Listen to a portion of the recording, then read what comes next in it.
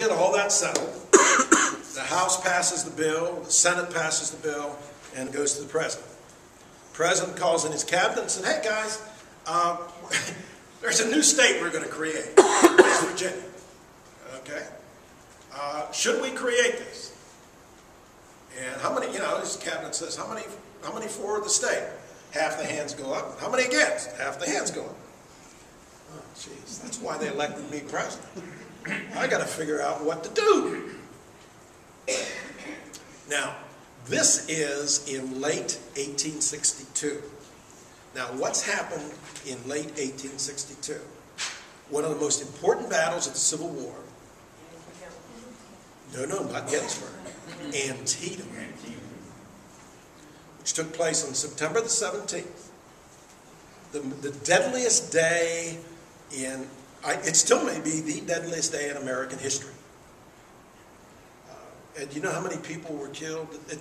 There were so many people killed at the Battle of Antietam that it was possible to walk across parts of the battlefield and never touch the soil.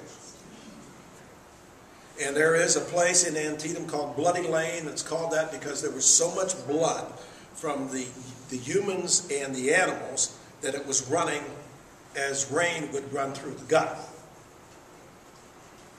Okay? Thousands upon thousands of men will die on that day. But Lee is turned back. And I think what the Battle of Antietam does is that it is the recognition on the part of a lot of the folks in Washington, well, this war is going to last a lot longer than we planned, but we're eventually going to win.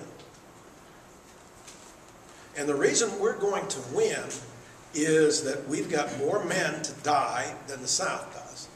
We've got more equipment than they do.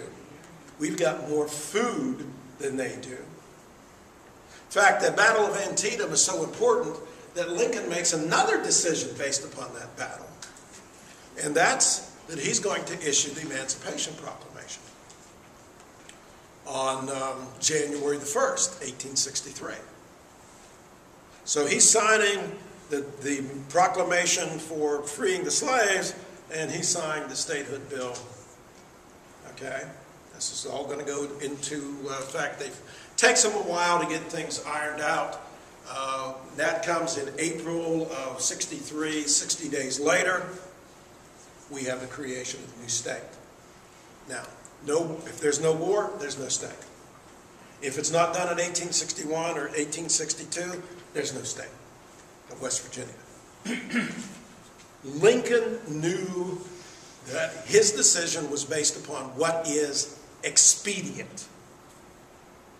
What is the best thing to do for the Union, because as Commander-in-Chief, I'm trying to prevent the Union from being destroyed. And my decision is that anything that we can do to keep more people in the Union than joining the Confederacy is a good thing. Now, have you ever counted the stars in the Confederate flag? There are 13 of them. How many states in the Confederacy? 11. There were 2 states that they thought were going to join a union or join the Confederacy that didn't. One of them is Missouri and the other one is Kentucky.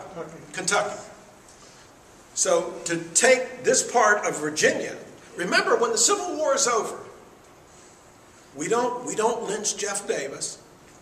We don't lynch Robert E. Lee. We don't lynch some of these other guys. We only execute one Southerner, the commander of Andersonville Prison. Okay? Nobody lost any territory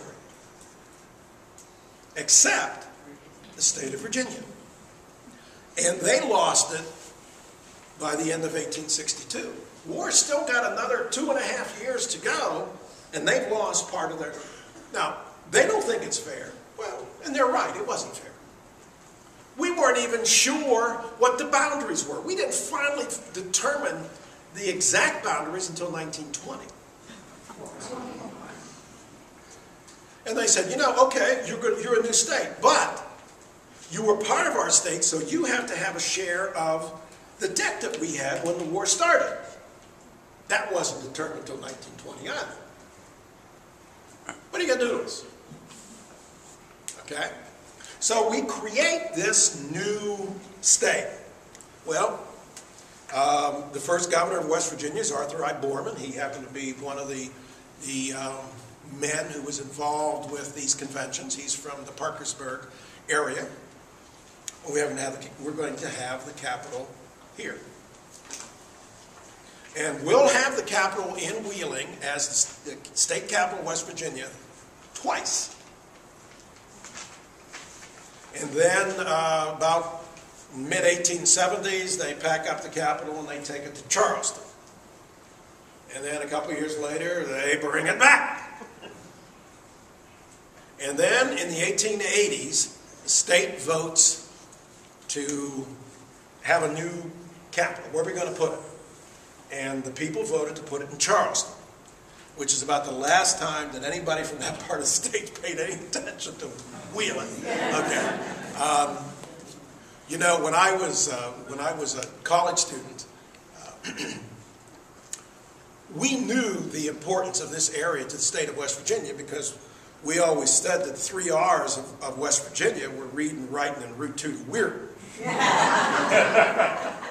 Richest part of the state, highest per capita incomes.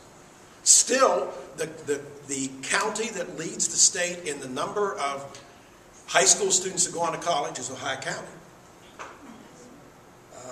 Last time I looked, it was like 80% of our college seniors go on to college. There are counties in West Virginia in which it's less than 40% who go on to college. And remember, you know, the first billion-dollar corporations in the Panhandle. The largest corporation in West Virginia for a long time was in the Panhandle. Those are both Weird and Steel. That all comes from this same kind of vitality. So, you know, you create this state here because of what was here prior to the states being formed. This is a vital place. Now, once the war is over,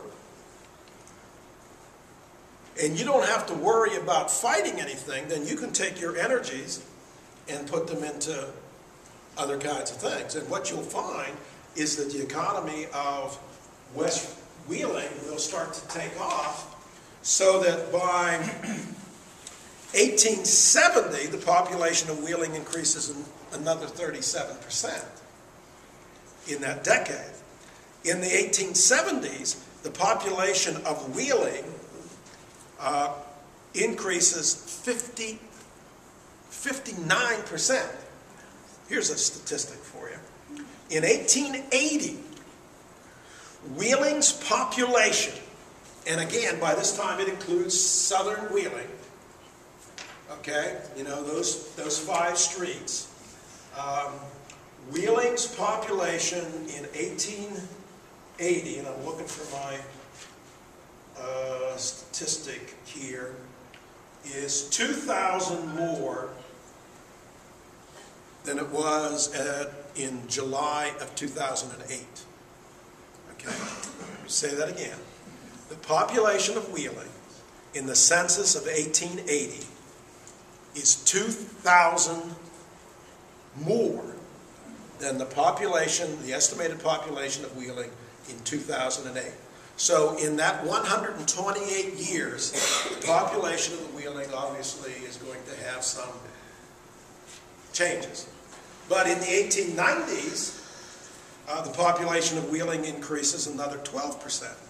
1900, it increases another 13%. And in 1910, it increased by 8%. And then beginning in 1940, all of the percentages have, instead of a plus in front of them, a minus. Now, why did the population increase at that time? Why did Wheeling become the premier city in West Virginia?